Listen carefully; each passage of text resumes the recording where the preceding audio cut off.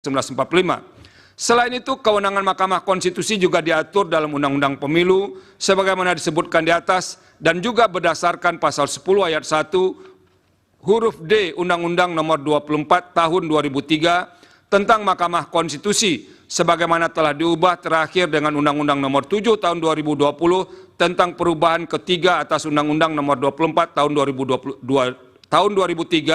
tentang Mahkamah Konstitusi. Lembaran Negara Republik Indonesia tahun 2020 nomor 216, tambahan Lembaran Negara Republik Indonesia nomor 6554, selanjutnya disebut Undang-Undang MK. Dan pasal 29 ayat 1 huruf D Undang-Undang nomor 48 tahun 2009 tentang kekuasaan kehakiman, lembaran negara dan seterusnya dianggap dibacakan.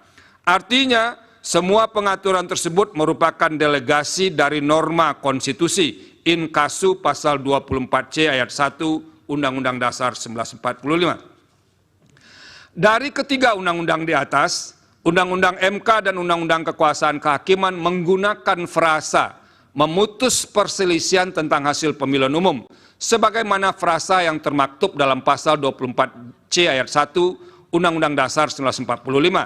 Sementara itu, Undang-Undang Pemilu in casu dalam Pemilu Presiden dan Wakil Presiden menggunakan frasa hasil penghitungan suara yang memengaruhi penentuan terpilihnya pasangan calon.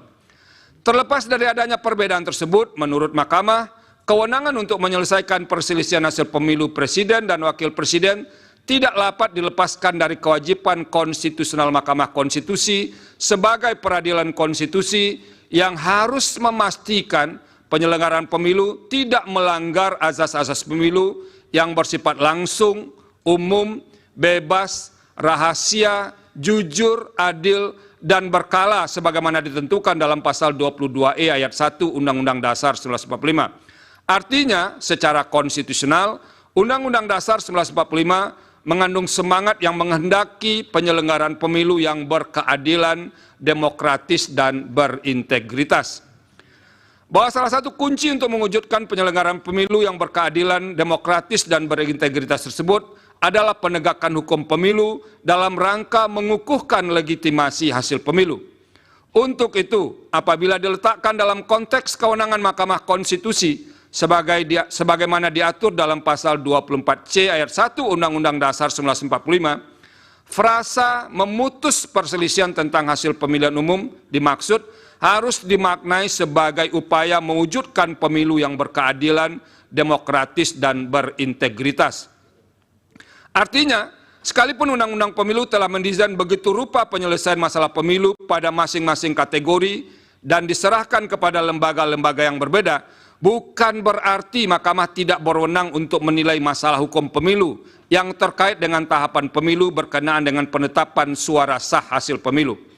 Salah satu dasar untuk membuka kemungkinan tersebut adalah penyelesaian yang dilakukan lembaga-lembaga sebagaimana diuraikan di atas masih mungkin menyisakan ketidaktuntasan, terutama masalah yang potensial mengancam terwujudnya pemilu yang berkeadilan, demokratis, dan berintegritas. Di antara penyebab kerap terjadinya masalah dimaksud adalah singkat atau terbatasnya waktu penyelesaian masalah hukum di masing-masing tahapan, termasuk terbatasnya wewenang lembaga yang diberi kewenangan untuk menyelesaikan masalah-masalah hukum pemilu. Dalam masalah hukum pemilu dalam hal masalah hukum pemilu belum tuntas atau bahkan tidak terselesaikan sama sekali, hal demikian dapat menimbulkan persoalan yang berkaitan dengan memengaruhi hasil pemilu. Padahal idealnya dalam batas penalaran yang wajar, setelah seluruh rangkaian pemilu usai, siapapun yang menjadi pemenang pemilu akan melaksanakan kepemimpinan dengan legitimasi kuat. Hal tersebut tidak dapat dilepaskan dari eksistensi pemilu, baik secara teoritis, konseptual, dan praktis, bahwa pemilu merupakan sarana untuk melakukan transisi kekuasaan dalam sebuah negara. Oleh karena itu, manakala terdapat indikasi bahwa pemenuhan azas dan prinsip-prinsip pemilu tidak terjadi pada tahapan pemilu sebelum penetapan hasil, apapun alasannya, hal tersebut